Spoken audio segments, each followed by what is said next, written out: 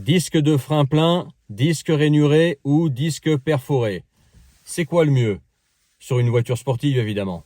Viens, on en parle parce que moi, j'ai eu les trois et j'ai un avis dessus qui pourrait t'étonner.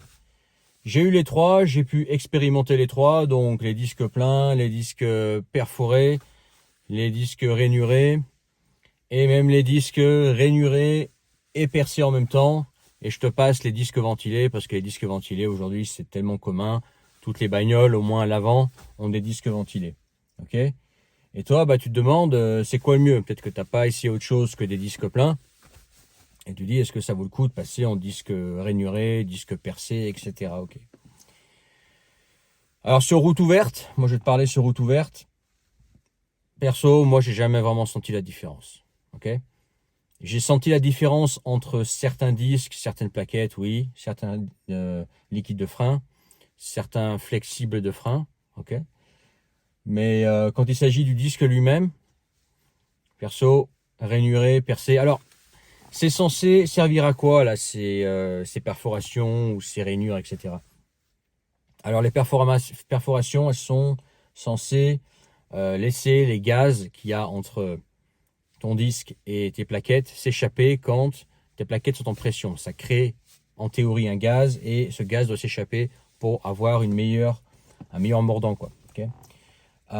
Et les rainures, c'est pareil, ça permet au gaz de s'échapper et puis la rainure, elle agit un petit peu comme comme une sorte de lame qui permet d'avoir toujours des plaquettes propres et faire que les saletés qu'il y a, tu vois, à l'avant de ta plaquette s'en aillent, soient dégagées par ton disque, ok.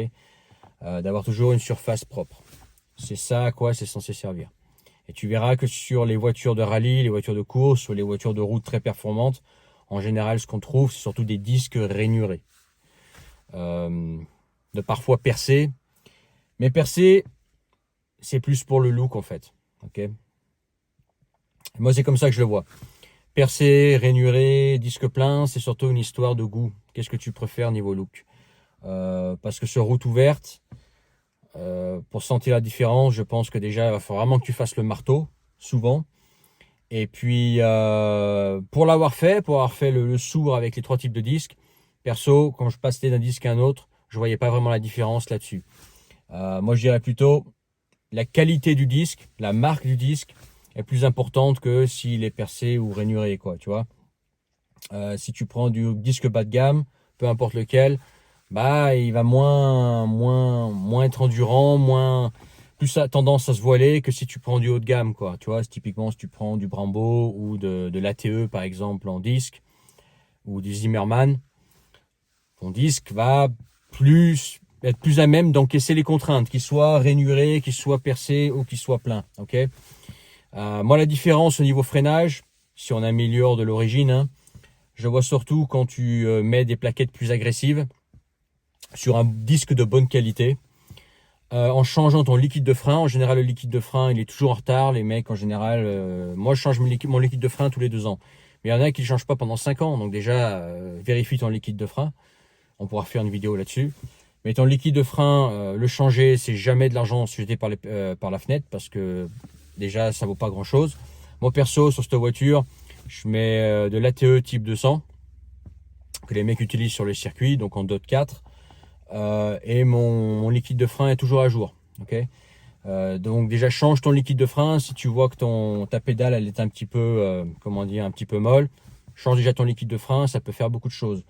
Autre chose qui peut faire bien la différence, même beaucoup, plus que le disque, plaquette, etc., ça va être tes flexibles de frein. Si tu mets des flexibles de frein là, typiques là, en inox, ça moi j'ai senti faire la différence. Un bon liquide de frein, des bons flexibles de frein, déjà là tu changes l'endurance et puis aussi le mordant, je trouve. Et puis ensuite c'est la plaquette plus agressive. T'as Brembo qui va faire ça, Brembo Racing, t'as Ferodo qui va faire ça, les DS 2500 par exemple, t'as Pagid qui fait ça, t'as une autre marque là, qui me vient pas en tête là, ceux qui vendent le yellow stuff et le red stuff, je sais plus le nom, dis-moi en commentaire si tu te souviens de la marque, mais ça aussi c'est pas mal. Puis tu as les marques japonaises qui en font. Mais surtout voilà, changer la plaquette. Mais le disque en lui-même, c'est à mon avis la dernière chose à changer si tu veux améliorer ton freinage. Sauf si dessus, tu as un disque de merde d'une marque bas de gamme ou que ton disque est à changer et tu le changes. Ensuite, bah, est-ce que ça veut dire que je vais rester sur des disques pleins? Non, là, tu vois, j'achète cette bagnole, elle a des disques de plein dessus. Les disques pleins sont bientôt à changer d'ailleurs. Et je pense pas rester sur les disques pleins, sauf si je fais un très bon coup, que ça me coûte pratiquement que dalle. Pourquoi?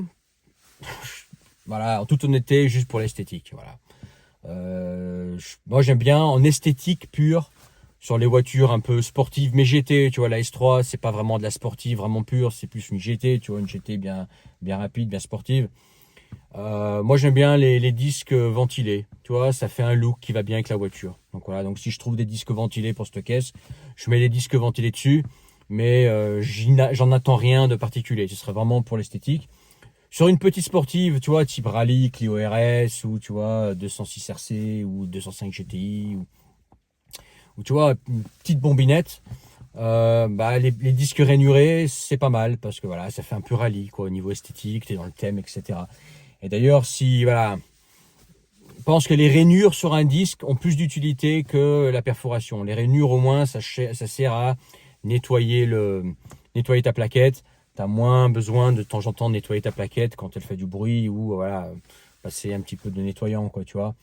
C'est peut-être, tu vois, dans les trois, le disque à préférer. D'ailleurs, c'est pas pour rien qu'en course, les mecs, ils ont des disques rainurés, hein, avant tout, hein.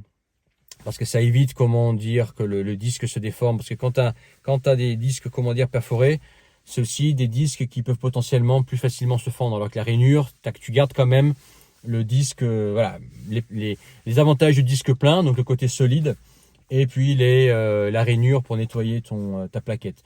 Mais sur route ouverte, franchement, moi je pense, hein, j'ai quoi, 23 ans de conduite maintenant, dont beaucoup de sportives, etc. Pas mal d'arzouilles. Voilà, tu restes sur des disques pleins, ça va très bien, hein. Ne te prends pas la tête avec ça.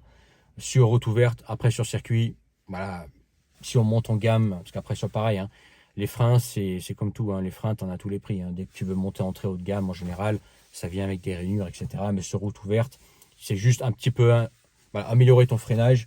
C'est pas sur le disque que ça change. Donc les disques pleins, ça va très bien. Commence déjà par changer ton liquide de frein. En général, il est oublié ou il est fait à l'arrache. Bien propre, une belle purge pour que ton liquide de frein soit bien propre. Tu mets de la bonne cam, ok, en liquide de frein. Ta Motul qui fait des bons liquides de frein, le RBF ou les RFB, je sais plus, 660. Ou alors tu le même que le mien, le ATE type 200, très bon liquide de frein à bon prix et des plaquettes de meilleure qualité. Et tu vas avoir déjà, voilà, flexible de frein à la limite si tu veux les changer. Là tu fais ta purge complète, flexible de frein. Et là déjà tu vas voir que tu vas gagner en endurance et en mordant. Dis-moi ce que tu en penses, toi, en commentaire. N'oublie pas de t'abonner à cette chaîne toute nouvelle qui a à peine 4-5 jours maintenant. Enfin, au moment où je filme cette vidéo, cette chaîne n'a même pas encore une semaine. Mets ton pouce à trouver ça intéressant et commente en bas, partage et je te dis à très bientôt pour une autre vidéo. Allez, ciao.